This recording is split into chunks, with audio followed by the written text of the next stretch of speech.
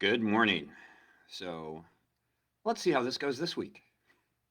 Um, we had some technical issues last week with sound, so we'll see if that continues this week. Hopefully not, but we'll find out here as people start to say hi, if they can hear me or not and see me, because, yeah, even the video went bad last week, which was unusual. So, anyway, here I am, Lao-Shi Lawrence McElroy from Water Tiger School on a Monday morning at 10 a.m., a few seconds after, because I rambled about other things first. For, you know, everybody, but we specifically started doing this for the suspended program at Sachem Public Library. We have a studio style class that's been going on there for a while. And that's where I'll start. A word about Sachem Public Library. Do have news about the library itself. According to the website, it did reopen on a limited basis to the public last Monday, the 20th. We'll be posting a link to their COVID information page after this live session, and all the information that I have on this printout is on that page. Good morning, Colette. So they're open. There's reduced hours, somewhat 10 a.m. to 8 p.m. Masks are required. Social distancing required. You're only allowed 60 minutes in the library. Computer access thereby is also limited to 1 hour. Returns are still only done in the drop-off outside, not at the circulation desk inside. Limited access and seating to the children's department. The inside-out garden is open, but the Discovery Garden Grove is closed. Study rooms and community rooms are closed, and curbside service remains in effect. So there's some details about curbside service pickup that I'm not going to go into during this live session, but there you go. And just so you know, continuing until further notice, all programs and events are canceled. All overdue fines are being waived. So there's a little trade-off there. No programs, no events, but hey, you can hold on to stuff for a while and not get fined. So that's good. And by the way, all donations of books, food, clothing are suspended. So there you go. Libraries, that means that they're in their phase 3. Phase 4 is limited in-person programs, but they have no anticipated or announced date for that. So that's where things stand with Sachem and where they're at. The Water Tiger Studio, remains closed at this time because the governor's office hasn't released any information about gyms and recreational facilities, and that is the category of business as martial arts studios are defined in the state of New York. So still doing remote classes for the studio program, but not accepting any new students at this time. Okay, so there's the news. What we're going to do today, we sort of have been in this 4-week sequence, if you will, of things in these live sessions. Usually they all just kind of do their own thing. But 4 weeks ago, we introduced variations between in the transition between Horse's Mane 3 and White Crane Spreads Its Wings in the 24 posture form. And then 3 weeks ago, we did a walking exercise combining those two postures and just our variation on the theme to give you a 2-posture walking exercise. Last week, we introduced variations between the third brush knee in the 24 posture form and playing the pei-pa or pee-pa or guitar or lute. So we introduced those 3 variations. So today, after our warm-up, another thing from Tai Chi Qigong, we are going to be drilling into a 2-posture walking exercise that gets you between brush knee 3 and pei-pa, which will also explore playing to the opposite side.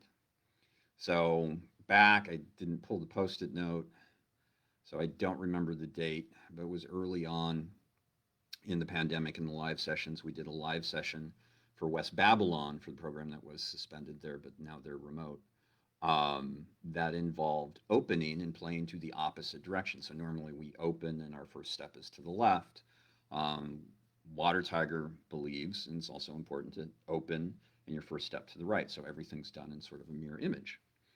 So this walking exercise gives you an opportunity to explore that without having to go from opening to closing of the form. So anyway, there you go. That's what we're doing. And since I'm not reading off that sheet anymore, I will take my glasses off because they're really reading glasses and it doesn't work too well. I'll wonder why my vision is blurry. So here's the test. A lot of times the sound works great when I'm right next to the microphone. And by the way, I have an external microphone now, and it has generally, he says out loud, knowing that this will be a curse, served better than the integrated microphone in my device.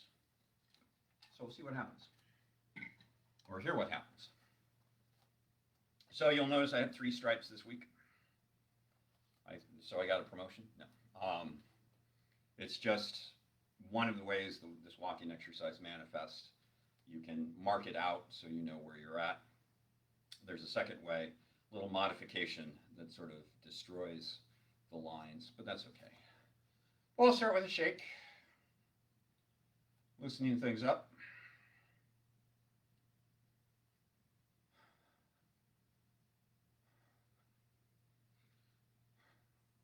So we're getting really close to me having to double up on my fashion choices. So the first phase of that will be things that I've worn only for our YouTube posts, but haven't worn specifically in the live sessions. And there's still plenty. I'm going to do a little turning here just because. There are also plenty of World Tai Chi and Qigong Day t-shirts that I haven't worn. And I'll probably be pulling stuff that I wouldn't normally wear in the room either. But I'm like 3 t-shirts away from t-shirts that I wear pretty much only in the room or on the mat or, you know, remotely. Just FYI, not that it really matters. So, Tai Chi Qigong, grand ultimate energy work. If you know Water Tiger, if you've been hanging out with us, you know our breathing set. And you know the 6th posture in the breathing set, the hands come up, left on the left, right on the right. They move to the center line, one hand above the other. The hand that is above goes up. The hand that is below goes down. And you can't really see at this point the hand that's up. I'm sort of right at the border of the top of the shot here, but it's palm up against the heavens, palm down against the earth. We're going to do a variation of that in a posture called Golden Rooster Twists Its Wings. Same beginning. We don't want any twist in the torso in this particular posture whatsoever. He says that purposefully, because we'll be doing something else at a time in the future that involves a twist. But here, shoulders and hips remain perpendicular to the direction we're facing. Come to the center. The hand that goes up still goes up in the front plane of the body. The hand that goes down wraps around the hip and ends, and I'm going to say this, ideally at the spine, center of palm, center of spine, palm down, fingertips across. Now, you want palm down and fingertips across regardless of the position in which you may end up. The reason I say that is not everybody has the flexibility to be in that position, still have a sunken chest and a rounded back. So if, say, you have the flexibility to keep the chest sunk, the back rounded, palm down, and the fingertips across, and you're just slightly inside the hip, that's fine. What you want to do is pretend that somebody's put their hand right there, and you do have the range of motion, though you're pretending only that you have the range of motion. You're sort of pressing into that invisible hand, because that will give you the activation in the arm that we seek. So again, hand up, hand down, curving around. And then the hand that's up and the hand that's down both rotate. They come to the line, palm to palm. And then the other hand wraps around. And again, notice this hand is palm up. So I've rotated the wrist. So it's palm up. and it's in the front plane. This hand is not setting against the body, it's out slightly away from it. And that is Golden Rooster Twists Its Wings. We're going to suggest a breath pattern, but breathe when you have to. And keep in mind Water Tiger School's approach to Tai Chi Qigong, at least the stationary set, and some of the other things we do. Movement and breath are as one. So you want to feel the breath is generating the movement, and the movement is generating the breath. So it's a two-way street. That once the movement begins from a static position, it is constant. So as I was introducing that, I'd come to a point, I'd hold it for a while, come to a point and hold it for a while. But they should rise, come to the center, split.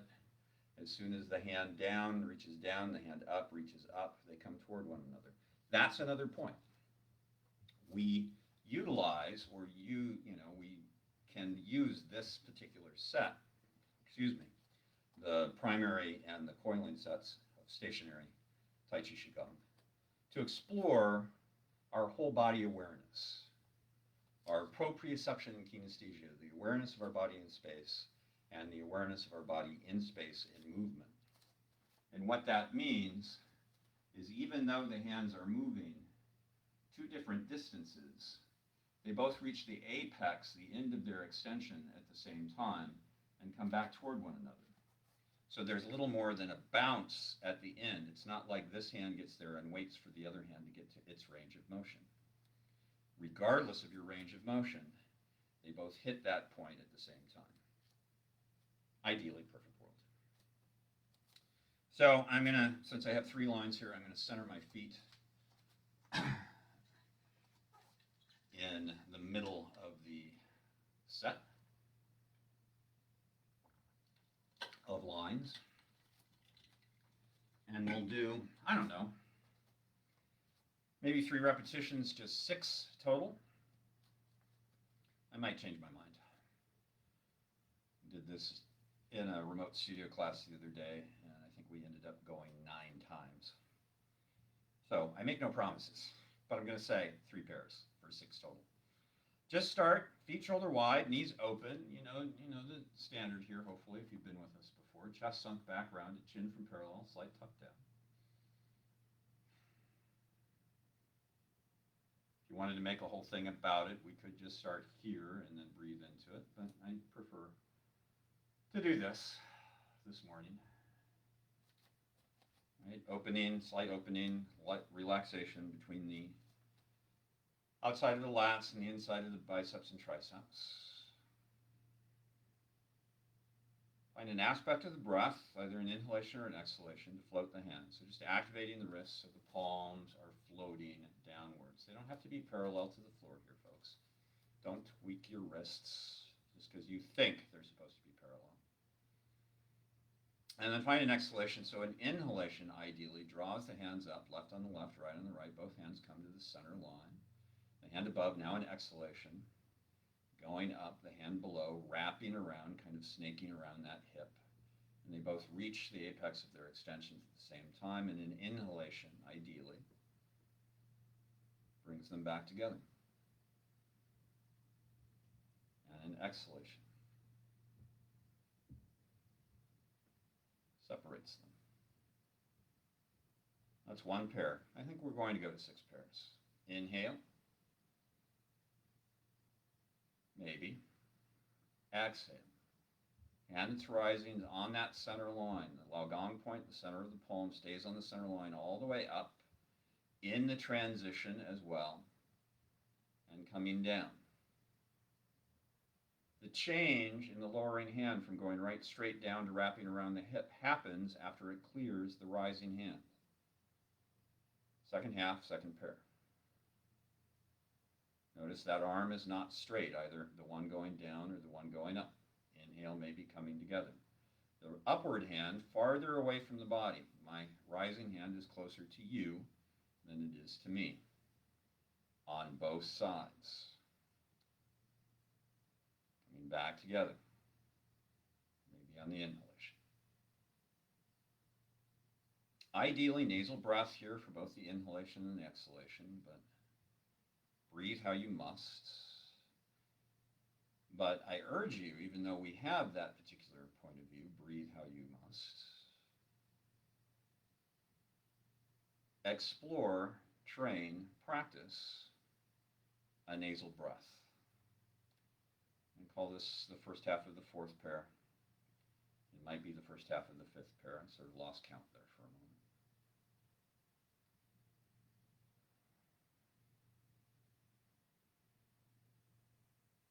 So 2 more pair, 4 more repetitions, counting down from 4. 4. Palm toward palm, while Gong points in alignment, still in alignment to this point, and then the lowering hand splits. Kind of slowed it down there for a moment. Just counting down, that's 3. Here's the last 2.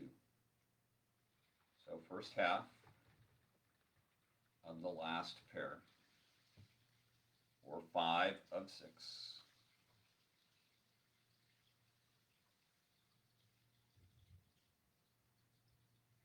Second half of the last pair.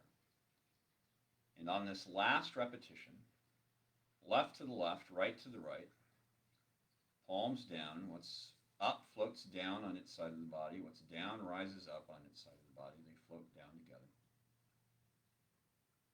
Take a moment here. A couple breaths. Just feel what there is to feel. Now find your left foot. It's the left foot that's going to move. It's the right foot that's going to stay grounded. Hands float up, out, away from the body, as if on top of a beach ball filled with helium in the vertical alignment. Crown point of the head, base of the pelvic bowl. Ball of the right foot in alignment. Hands in, left foot in. Hands down, heel down. And a little rebound. Pulls the hands back to the belly. And there you go. Golden rooster twists its wings from Tai Chi Qigong, the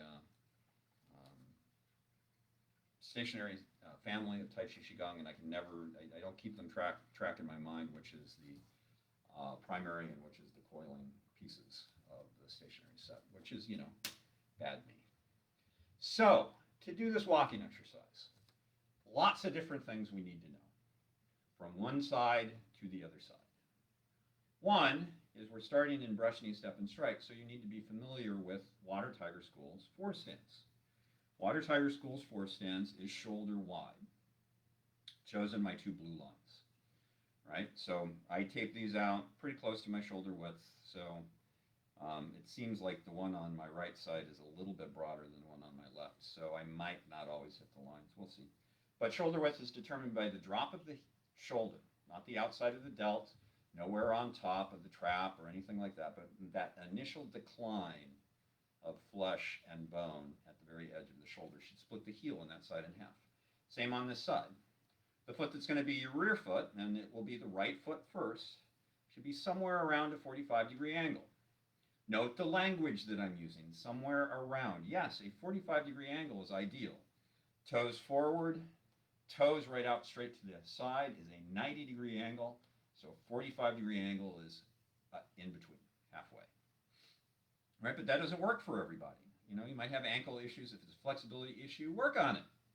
If it's because you have, some screws holding your ankle and your foot together like I do in my left foot, maybe you're not going to be able to do the 45. It's okay. So a little bit shallow, a little bit broader, but around a 45. Notice we did that by turning on the heel because I want to keep my heels at shoulder width. The left foot then, in a left 4 stance in my book, is slightly closer to you guys. It is forward moving stance, right? 4 stance. Hips are square. Be careful when you turn the hips that you're not pulling that back knee in or pushing the front knee out, that you're setting down into the lower body. Hips are square, shoulders are square, chest is sunk, back is rounded. Chin from parallel, slight tuck down, crown point of the head over the base of the pelvic bowl. Front toes forward at this moment because I'm in 4 stance. They can also be pointed in toward your center line, so both feet are sort of pointed toward the same angle. What you don't want to be in this position is with the toes out. You also, in this position, knee over ankle is safest, knee over the top of the foot is fine. Where you don't want to be is over or beyond the toes. And this is our forward stance. We got about 70% of the weight in the front leg, about 30% of the weight in the back. Yeah, math. I remember math. Right, so there's a lot of math, right? We have geometry, we have angles, right? We have perpendicular, right? We have parallel, plane of the torso parallel to the plane of the wall we're facing, so we got a little bit of geometry, and then, you know, percentages, 70-30. 70-40 would be 110%, and that doesn't work. Right? So here's a left forward stance. So you'll need to know that. And in the posture, in the left forward stance, the left hand has just brushed the knee, and the right hand has struck a little bit down and forward. Some people do brush knee and it's up here. We do brush knee and it's down here and slightly angled down. And that's the end of posture for brush knee. For us, brush knee left. Right? Brush knee right, and I'm not closing because we're doing static exercises here. I'm going to change my lines because in my walking exercise, this will be where I will be for the second one. So again, left foot around a 45-degree angle, right foot slightly forward. And the closer that you are together in length, distance between me to you guys is length, distance between that wall and that wall is width. You know, the higher the stance, a little bit easier it is. The lower the stance, the longer the step, the more difficult it is. So maybe you want to be higher, not more narrow. That doesn't work for us. We want to be shoulder wide.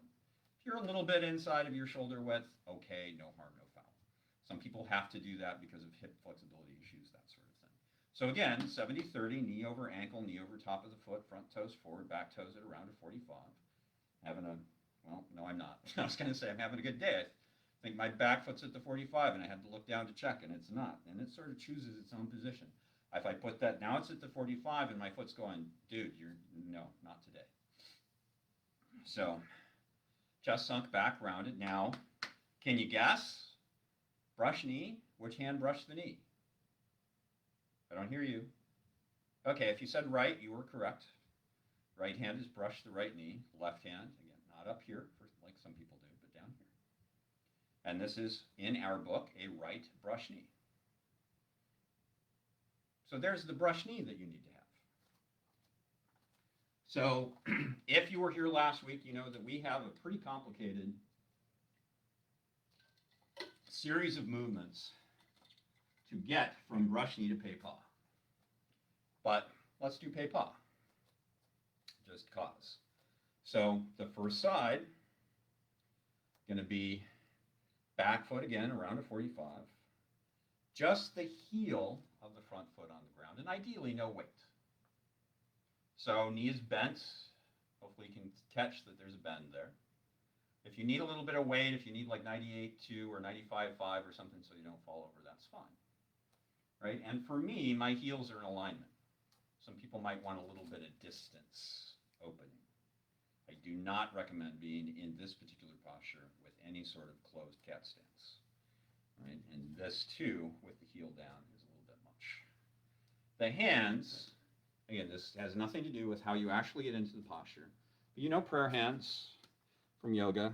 Some people mistakenly say namaste. Right? But prayer hands. If you take prayer hands and turn them out to a 45-degree angle, right, and notice the palms are together, I keep the middle fingers in alignment, and I pull the right hand a little bit closer to me and the left hand a little bit farther away. So my middle fingers remain in alignment. My palms are still right at my center line. Boom. And that's our Water Tiger School's pei pa, with the right foot weighted. So you can imagine then, pei pa with the left foot weighted, again, left foot somewhere around the 45, right heel on the ground, knee is slightly open. It's a light, relaxed dorsiflex. That means I'm pulling my toes back toward my body. Plantar flex, toes down. Dorsiflex, toes up. And now, from that prayer hands position, I pull the left hand closer to my body, the right hand farther away. And something I didn't mention on the first side, my hips and my shoulders are square. I'm not turned into the back hip here. I'm square across the room. And that's T'ai Chi to the opposite side. So to get from one to the other, there are 3 markers. We'll talk through that from our first brush knee. So brush knee, step and strike is how we usually refer to this posture. There's like brush knee push, there's brush knee twist step, there's brush knee strike. We say brush knee, step and strike, which is actually an instruction for what goes on. We sort of have this, what we might refer to as a broken wing position, sort of from ward off, but now the palm is forward. And fingertips sort of pointing toward the crook of the elbow. But there comes a point when we're stepping, brush knee, right, that the hand fingers separate from the crook of the elbow. That hand continues to open up as you step to your shoulder width. After the brush knee, step, and then you turn into the strike. So, brush knee, step, and turn into the strike. So, brush knee, step, and turn into the strike. Now we have a little rock back. Now I'm not going to be in 4 stance, so it's going to be okay that I slightly turn out those left toes. And now my right hand, still basically delicate lady hand, but I see something coming toward me and I start to head to it with those fingers leading over to the left. The left hand starts to curve around the left cheek. Bring the right foot in. Step the right foot out. Now I'm breaking social distancing rules by shaking hands with Andre the Giant. High punch is coming in. I'm wrapping up over the top of that. This hand is now taking into consideration. I had black bean burgers last night for dinner. Right. Over the top of the arm. Pressing that arm to the side. Now we have an Egyptian hieroglyphic moment.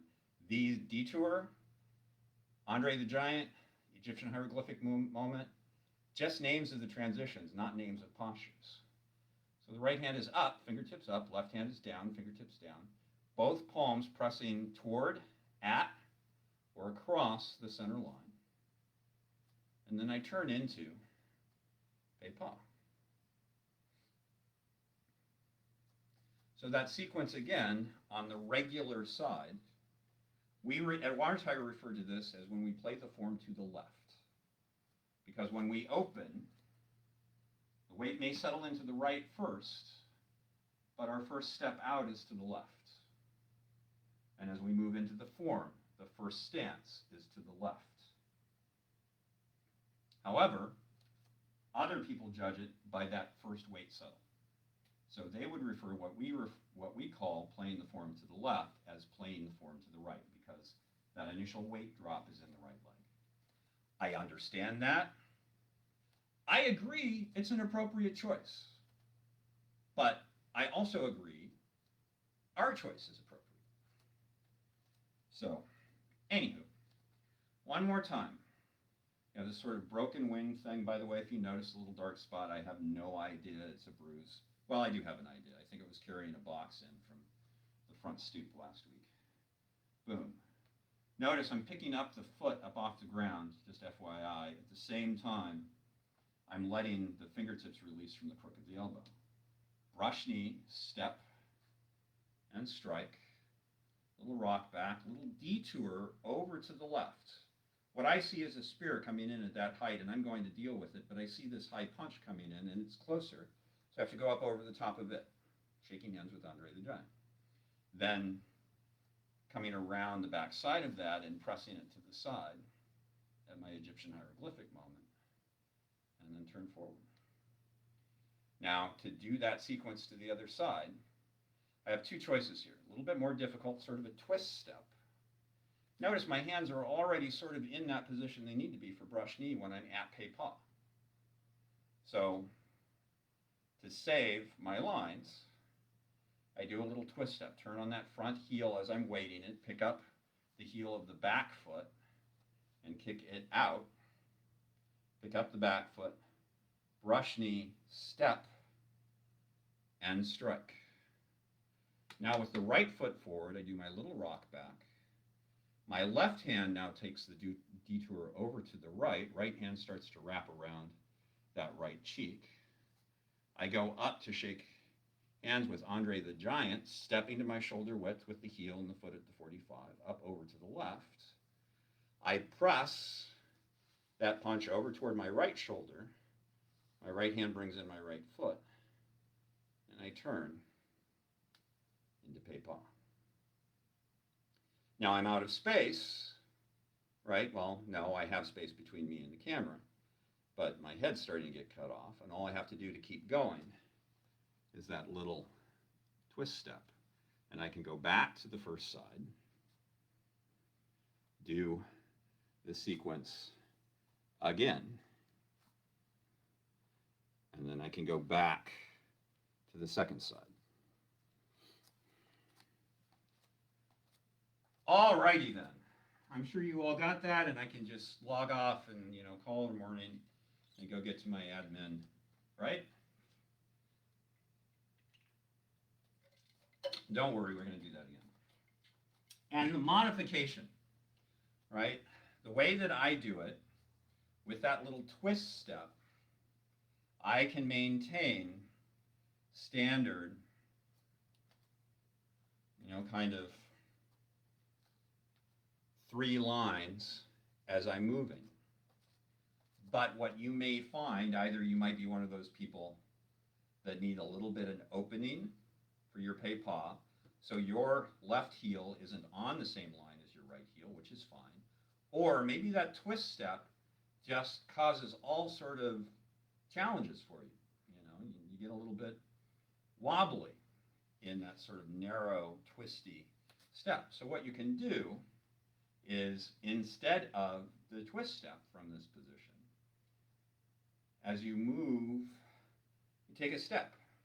You just open it up a little bit. It doesn't have to be shoulder width. As a matter of fact, if you go shoulder wide, that's going to cause the same sort of balance issues probably in a different way as being close.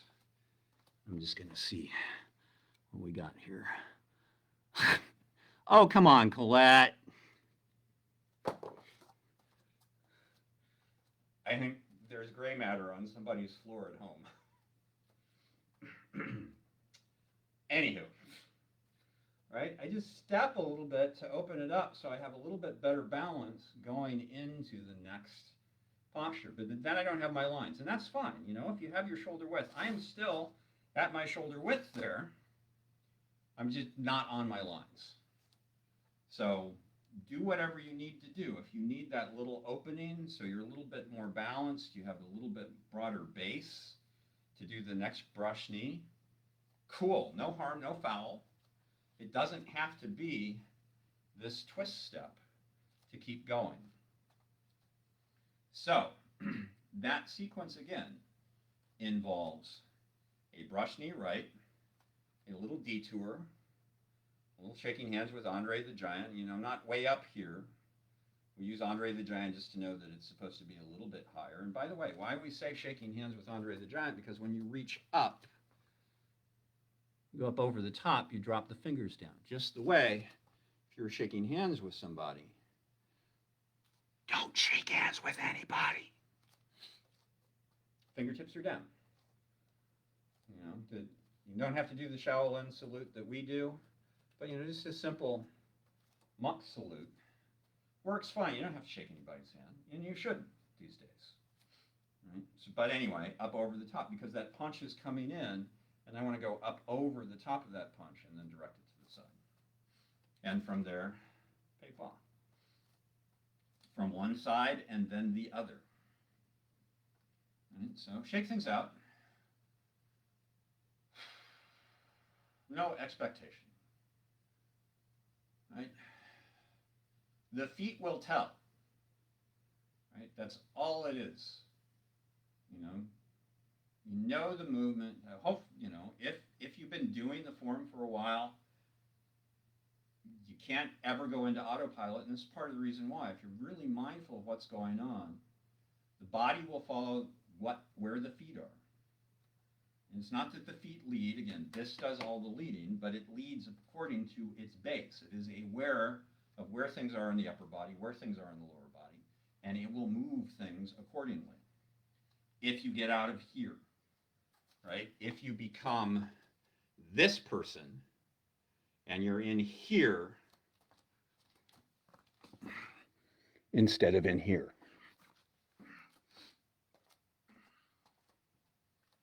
All right. We're going to turn that right foot out to the 45 and settle into that broken wing. Prep, ready position sort of for brush knee, step and strike. Right knee is going to come up. It's going to be met by the left hand. By the way, you can't really chamber that left leg. Here's a slidey toe version to get the foot over to the left line and then switch to the heel and move into it. But if you can chamber the leg a little bit, boom. And there's your first brush knee. Little rock back, little detour with the right hand. Right now the forearm's parallel to the ground, over toward that upper left, or the front left corner, up over to the right front corner for shaking hands with Andre the Giant. Coming in, that little squeeze box moment, that was for Diane. Turning forward, settling into Pei Pa. Right hand closer to the body, left hand closer to, in that prayer hands version. Twist step, or step step. Right? Left toes start to turn to the 45, right heel releases. Right hand goes down, brushes the right knee. Now I've been watching, looking at the camera, but really I should be sort of in the direction of that hand that's going to strike. Boom. And then turning into the right brush knee. Little rock back, little turn out. Now I'm going to the front right corner to knock the spear off its target. But then I see the punch coming in from the left front corner high. Shaking hands with Andre the Giant. My Egyptian hieroglyphic moment. And my Pei Pa. And from there,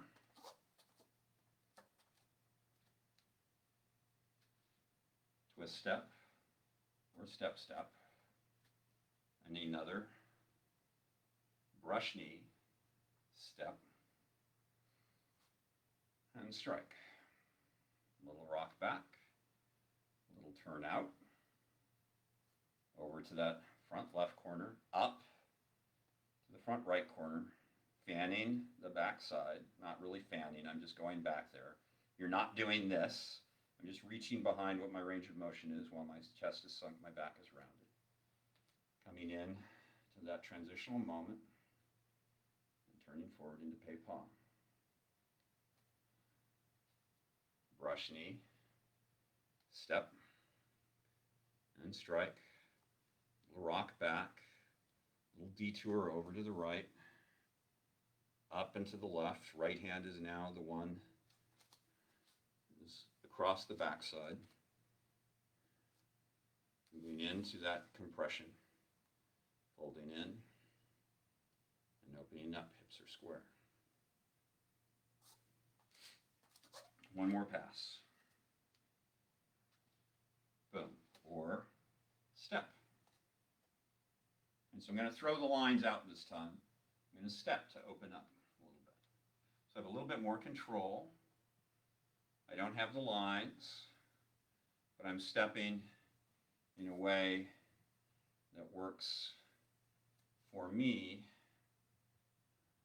Boom. Now I do have the alignment here, but I'm going to take that step, kind of open up my base. Boom. Detour over to the right, up and to the left, in, and boom. Casual close. You can go forward, you can go back.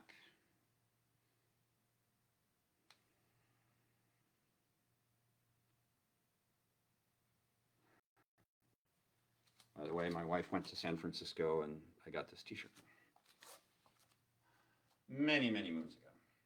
I've actually been to San Francisco since after I got this t-shirt. So there you go, a little two posture walking exercise, and you can do that regardless of the way in which you get to Pei Pa from brush knee 3 in your own lineage. If you're watching this and you've always done that sequence differently, you can still figure out, from this position, it really isn't any different, right? If your Pei Pa is here, or wherever with that foot or wherever your hands are, all you have to do is figure out a way to turn that foot into the position it would be to do brush knee, and then just do brush knee and get into the Pei Pa on the other side the same way you did on the first. So you don't necessarily have to follow our methodology of the detour, the Andre the Giant moment, the Egyptian hieroglyphic before Pei Pa. If your method is from here, from here coming forward and settling back, you can do the same thing here, coming forward and settling back as you move from side to side. So play with it. I love, love, love, love, love taking things out of the context of the form to allow you to experiment with the feeling. And also, instead of forcing somebody to challenge themselves by going from opening to closing, playing to the opposite side, this way you get a little experience.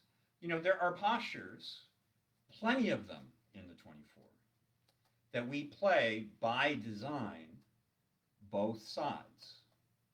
Notice I referred to, in the first walking exercise, horse's mane 3 into white crane. And in this walking exercise, brush knee 3 into Pei Pa. There are 2 other of those postures. So you do horse's mane 3 times, white crane once. You do brush knee 3 times, you do Pei Pa once. There's a transition, a small rollback, you pulse the monkey 6 times. So there is a lot of repetition, but there are certain postures that we only, by the design of the form, do once. And this gives you an opportunity to repeat that. By the way, I don't know where we're at for time. Maybe I should look. Yeah, not too bad. You want to simplify this, and you just want to practice your Pei Pa, your brush knee, and your Pei Pa. Forget the second side. You can do this with white crane as well, right? You do your brush knee, step, you do your sequence, move into Pei Pa, turn back, you do brush knee, you do your sequence, you do Pei Pa, you do brush knee, you do your sequence, you do Pei Pa. So stay on one side, but that way you get practice of the sequence that gets you from brush knee 3 into Pei Pa. I can go back to 2 weeks ago and tell you you can do the same thing with white crane. Yes, I love going from one side to the other. But if you really need to work the sequence the way that it is in the form and aren't too, shall we say, happy with the challenge, not ready, how about that? You're not ready to turn up the volume on what you're doing. And that is a perfectly legitimate thought. I'm just going to see, I thought I saw some action. I want to see, yeah, there's...